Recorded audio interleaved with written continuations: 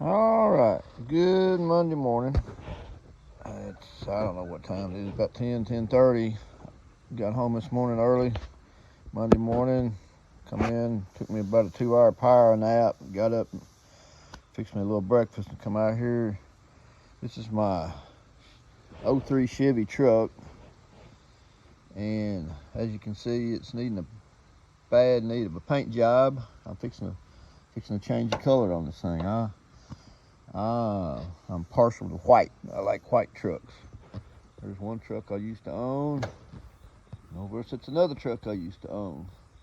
I ordered that truck brand new in '01. First, only new truck I've ever owned. And then when my son turned 16, I gave it to him, and I bought that '05, and I drove it till last year. And I just got tired of paying all the high price of diesel. It's just getting too deep in my pockets. Plus, I was having to buy 6 tires and 2 batteries, and diesel fuels, I don't know how much more than gas. So I found this '03 Chevrolet, got a 6.0 in it, fixer-upper. But I have a problem with water is running down and dripping bad right inside my cab, soaking my floorboard. That's another thing I'm gonna have to make show too, is I'm gonna pull the carpet up. Hopefully I can get it up where I can see what damage it's already done to my floorboard. It's been going on for a while. And I'm thinking right here is a pretty good gap where water can seep in, but I know it can probably lay and work its way down under this rubber right here also. So my redneck way of fixing things is I bought me some of this stuff. What is that? Ultra Black Gasket Maker, oil resistant. So I'm gonna take me some masking tape and tape off a nice straight line up above the rubber, and I'm gonna run me a bead of that along there and fill that hole up right there and see what happens. It'll either fix it or it won't. Nothing ventured and nothing gained. So anyway, stand by. All right, I don't know if you can hear me or not. I don't have my mic on this morning. Forgot to bring it out with me, but I guess the first thing to do is to clean this the best I can. So I got this chop line, this wax and grease remover, and clean this good before I put this Permatex on here. Maybe it'll help it stick a little bit. I gotta go in here and get me some masking tape. Come back out here and mask this off. I thought I had some rubber gloves somewhere, but I guess I'll just do it with my fingers. It's alright, I got some lacquer thinner to take that off my fingers. So I ain't gonna worry about it too awful bad. But yeah, this is Monday morning. I had to work last night, third shifter, and doggone it, I'm new to all this YouTube stuff. I'm still learning. I got a lot to learn, so bear with me. You're gonna be on the ride with me. But I shot a video out here last night before I went to work. I did one a minute ago. I didn't accidentally delete it, so much for that. Don't get to watch that. But anyhow, I'll do another Sunday night on my way to work. So hold on a minute. I got to go get some of that masking tape. All right, I'm back. It's weird learning how to do all this crap, especially if you've never done it before. You know what I mean? That is shooting video of yourself while you're working and trying to make a YouTube video. But yeah, something I think I want to learn how to do, and I've got a lot of stories to tell, and most of it's going to be about a lot of these old guys I've become friends with over the years. Most of them, or just about all of them, are car guys. That's what my main thing's going to be about. old cars, hot rods, muscle cars. And one gentleman I want to interview is my neighbor. I need to go talk to him. But he bought and still has the first Camaro sold in Bowling Green. 67 327 4-speed Camaro. He bought it right off. The story I heard was he bought it right off the car carrier. He went in there.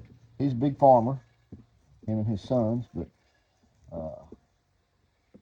he went in. He was buying a new pickup truck. This is a story I heard. And I'm gonna ask him. It may be different when he tells it. But I already went in. He was buying him a new pickup truck, and he looked outside, and they were unloading a brand new Camaro, 67 Camaro, first one that come off the trailer. And he told me, he said, "Well, I guess I'll just take that too." But here it is, however many years later, 50 some years later, and he still owns that car. And I remember back when I worked for him. I worked for him twice. I worked for him once when I was 17 on the farm, and again when I was 19. I would just be able to work 2 or 3 months, then kind of during the harvest season stuff, and then he would lay me off or whatever. But anyway, I can remember when I worked for him when I was like 19. I can remember that car sitting out there in his shed, an old concrete block garage right beside his house, and I guarantee you that thing had 3 inches of dust on it. But, I'm pretty sure it's gold. It's gold in color, I'm pretty sure. But and I'm thinking that he used to drag race that car back when he was a teenager, first got it. But I'd like to be able to go and talk to him, interview him on that, talk to him. Like I said, him and he's got 2 sons. They're great big farmers. My neighbor, I don't know, they farm several thousand acres, and they raise. I'm thinking he's like one of the biggest hog producers in. I know he's one of the biggest hog producers in Kentucky, and he may be one of the biggest hog producers in the United States. I'm not sure. Like I said, I need to talk to him and find out. And they raise a whole lot of cattle. They've got a lot of cows they raise. Really good people, good neighbors.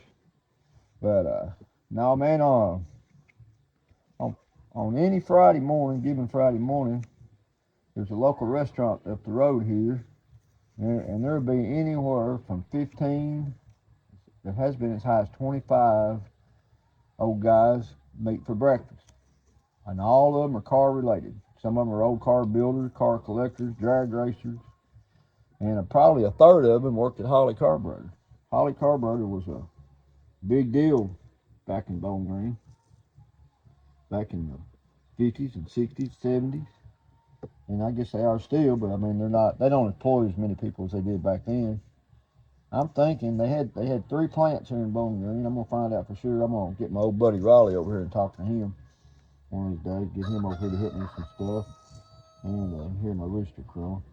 But I'm gonna get him over here. But I heard one time, I think they said that if I'm not mistaken, that Holly employed something like 5,000 people here in Bowling Green in three different plants. And so I'm gonna find out about that. But like I said, that's a lot of people working for one company like that here in this little town back then. And I don't know what the population of Bowling Green is now, but I'd say back then the population probably wasn't over 30,000 people. So you got a sixth. 5,000 out of 30,000 working for one company here. But anyway, let's see if I can get this opened up and see what kind of mess I can make. One thing, yeah, I got paper towels to clean my fingers with. See what happens here. I know I'm gonna make a mess. Anytime you use this, it's almost like using never sees. Every time you use it, you got a mess. I'm just gonna squeeze it out of the tube and see what happens. I don't know if it's coming on the video or not. First thing I noticed when I started filming myself, and I know everybody's the same, is how dumb I sound. Plus I probably look dumb too. But I know other people's noticed that. Just how dumb you sound when you listen to yourself on camera or on a tape recorder. But funny thing is, everybody else has been hearing you for your whole life.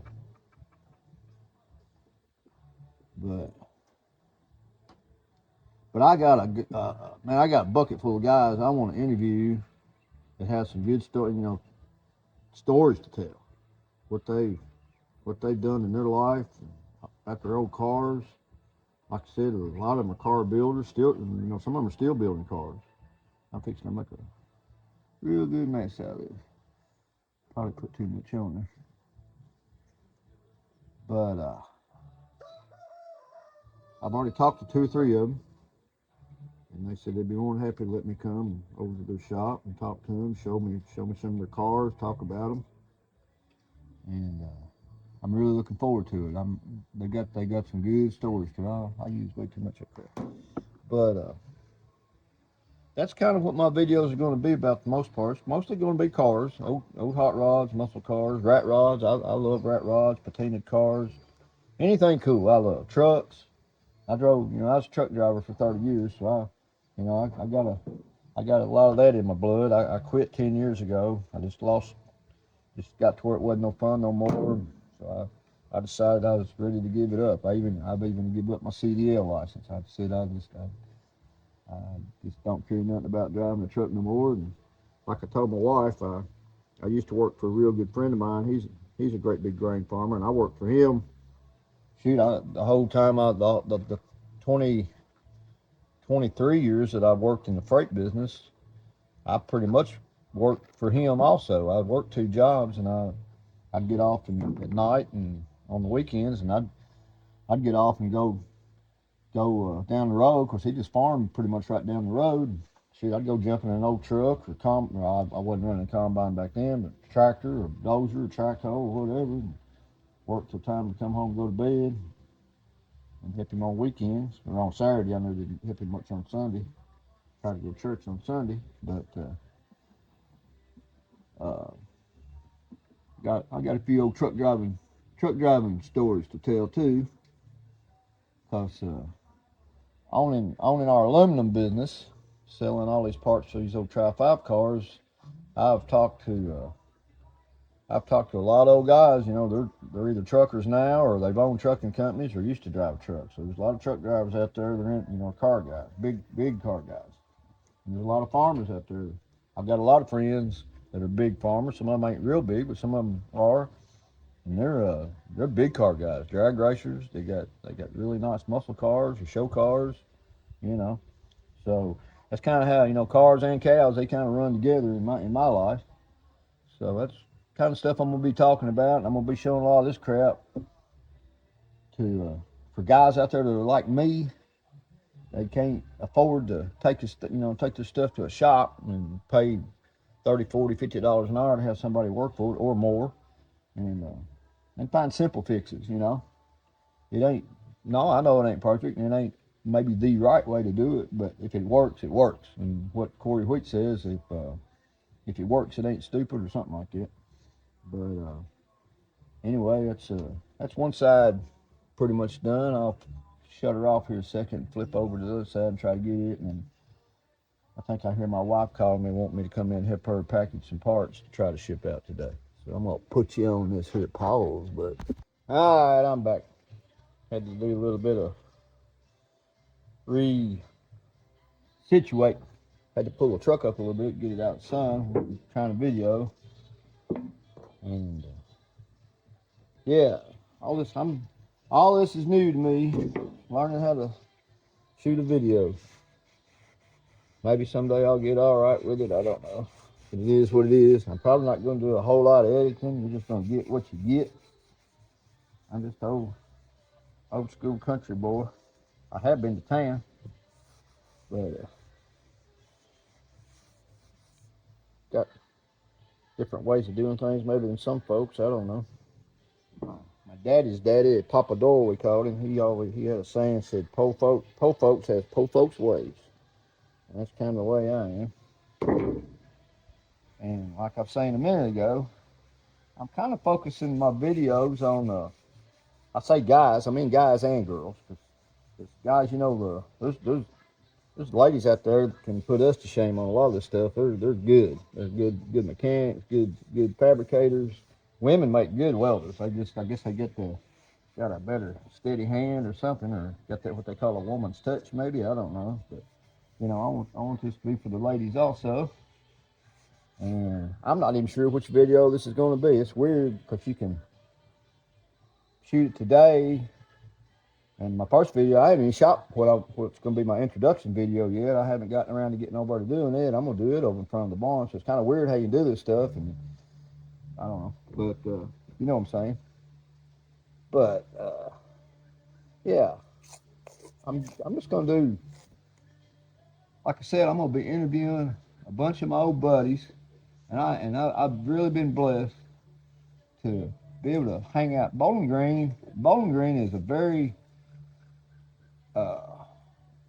what would you call it? A car, not car rich, but you know, it's a car town. Of course, we got the Corvette plant out there, but we've got the old Beach Bend racetrack, the drag strip, and the old circle track, and you know, of course, we got a Harley carburetor. But there's a lot of old school car guys out here, and it's funny. I don't get to go every Friday morning on account of my job. I have to work unfortunately, I have to work a lot of overtime out at the plant. I work third shift. My normal get off time is like 5:30 in the morning, and they usually meet for breakfast around 6:30. So if I have to work over, I don't get to go. But I try to go every Friday I can. But it's funny when I go. I'm 62 years old, and I'm the youngest guy at the table. All these guys are old, retired. Most of them, like I said, man, probably a third of them or more used to work at Holly, and or another local factory, or maybe they run their own shop or whatever. Some of them, one guy, I think he's in the real estate real big, and he's an auctioneer. Uh, Trying to think of some of the others. One boy, Ron, he worked at a paint store and worked for a body shop. Some of them worked for body shops, but I've got a lot of stories to tell, and it's just I walk in there on Friday mornings, like I said, sometimes there's many, 15 to 20, sometimes even 25 guys, and just to sit and think about all the knowledge sitting at that table, for I I'm 62, but I still consider myself a young man. Sometimes I don't feel like it, but I'm usually thinking like it. But can't get my lines straight here because I ain't shooting clean. I don't guess it really matters too bad. But to go in there and listen to all them stories them guys talk about the cars they built, and of course Pete, the guy that Karen and me bought the business from, he was a pretty well known car builder. He built some pretty well known cars, and he built a bunch of them. He was Pete's Fabrications. I mean, he built custom street rods. And I'm hoping this is coming on audio pretty good because I do not have my mic on this morning. Went off and left it in the house when I come up here. If not, I'm gonna just have to shoot all this over again. Ha ha. But yeah, listen, sitting and Pete, he loves to talk about all the stuff he's done over the years. He worked at Holly, and I'm going to be videoing my mom. That was the only job she ever had. We picked her up. We always pick her up, take her to church with us on Sunday. I was talking to her yesterday morning on the way to church, and she started that job. She graduated, I think she said in 1957 or 58, and went straight to work at Holly. And then in 59, she bought a 57 Chevrolet. She's got some pictures of that I want to show. And I want to talk to her about, her years at Holly. That's the only job she ever had. She worked there for 43 years. And I don't think she was ever, and they had a lot of layoffs there. I can remember they had a lot of layoffs from time to time, but I don't think she ever got laid off much. I believe she somehow missed a lot of the layoffs and was able to stay and work. But I want to talk about stuff like that. And I think I got a whole lot of stuff going on up here in this old noggin of mine that 62 years worth of memories to talk about. Some of it's going to be farm related. Some of it's going to be old truck driving stuff. I know there's a lot of like I said, there's a lot of truck drivers out there. I'm hoping going to watch my videos. But I'm going to do this different on this one. Instead of laying out so much, I'm just going to squeeze that on my fingers. But got a lot of funny stories to tell about some old friends of mine that I used to drive with and stuff. And One of them, he's dead and gone now, unfortunately. But he was a truck driver. He was the truck driver in my book. I'll talk more about him in a later video. I got some pictures I'll probably post of him. And his son is still driving trucks. I think he hauls cows. And so you know what kind of job that is. You got to be a pretty good truck driver to haul cows. I've only hauled one load my whole life, and it was an experience. But I'll talk about that later. But yeah, I'm gonna be shooting a lot of video on my 55 old Swap Meet Sally over there. Everything I got planned for her. And this old truck, this 03 Chevrolet here, it's a 3/4 ton. It's a fixer-upper. I've already spent quite a bit of money on fixing a bunch of stuff. I've already pulled the bed off and had to fix the frame where it was so bad about rusting. I cut a bunch of crap out of it, put new in, did a bunch of reinforcing. I put new exhaust on it. I put all new front grille. Everything on the front of it's brand new. Grill, headlights, all that crap. But yeah, she's fixing to go from black to white. Of course, she needs new rocker panels. And I'm going to mix some old school Chevrolet stuff in with the new school a little bit. To me, the 03's, even though I know it's 22 years old, it's still a new truck to me, I guess you'd say, because I grew up with the old, 70, 79 model trucks. One I had was probably the best truck I ever owned, 79.5 ton, and Chevrolet. But I'm gonna mix some of the 70s parts. You'll see what I got going on later on this truck a little bit. Give it a different look. I'm pretty sure I'm going to be the only one with one. I've never seen another one fixed up like I'm going to do it. But it's just all time and money. I got to wait till I get a little money and a little time to do it. And when I'm painting it, I may just do a section at a time.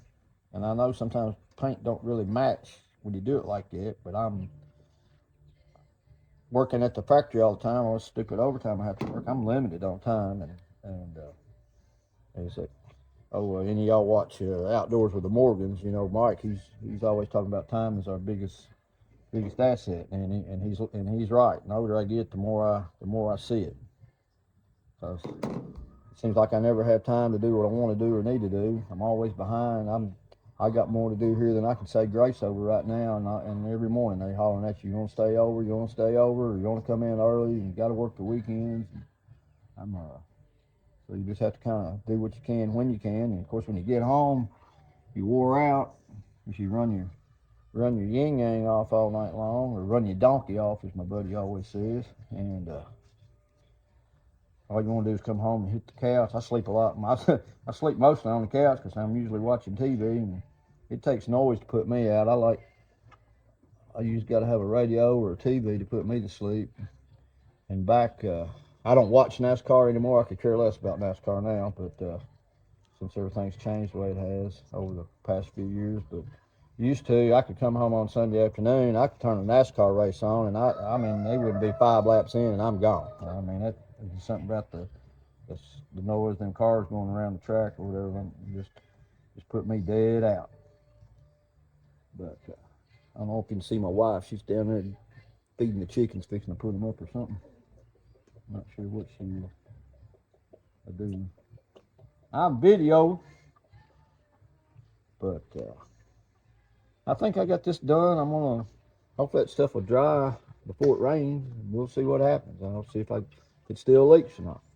So anyway, I got this black all over my hand. I'm gonna try to turn this off without getting black all over my phone, and we'll catch you next time. Well, we got an update on the leaky windshield, the cheap and easy fix. It's not leaking, at least not yet. It's been, I don't know, 4 or 5 weeks ago, when I first put the Permatex on there, Gasket Maker. It was easy to do, quick to do, didn't take no time at all, didn't cost much, and we've had probably 3, 4, maybe 5 good rains since then, and it ain't leaking yet, so hopefully it's fixed for a while. But yeah, that was just a cheap, easy way to fix that, and it don't look that bad, really. Of course, I'm gonna paint this truck. It's funny, I got names for my cars, but I haven't named neither one of my trucks yet. And I'm going to paint this truck white. I like white trucks, as I said before. Thought about calling it Ghost. I don't know. And I think I'm going to call my old rat rod, I think I'm going to call it Rusty, maybe. But I'm either going to call this one Ghost or Snowball. I don't know. When I was a kid, I had a puppy named, or a little dog named Snowball.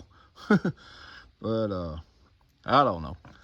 But yeah, it fixed it. Like I said, I didn't spend 20-30 minutes at the most cleaning it, masking it off, spreading that Permatex on there. I don't even remember what it cost. It wasn't much. I got it over at the local parts house. All of them carry it. But yeah, but look at this. This is what day is this? 3rd, 4th of November. And I don't know why, but this time of year we get all these little old bugs. They look like ladybugs, but my wife said they're not. They're called some kind of beetle. But I come in, well, they're not on the wall. Yesterday my shop was covered with them. Now they're all dead on the floor, but they get in everywhere. Even got them in the house. They'll come through the smallest. See what I'm saying? They look like ladybugs. But there's millions of them. I'll be glad when they won't be here in about 2 or 3 days. It's beautiful today. It's Thursday, but all that's about to change. It is supposed to storm here possibly tomorrow afternoon, and then turn off cold starting Sunday, I believe. I believe Saturday is supposed to be kind of nice, maybe. But yeah, things is fixing to turn winter here, they say. I've even heard rumors of a chance of snow. But it is getting that time of year. So anyway, I think we're going to call this one good. Like I said, only time will tell how long that Permatex will last, keeping the windshield from leaking, hopefully a long time.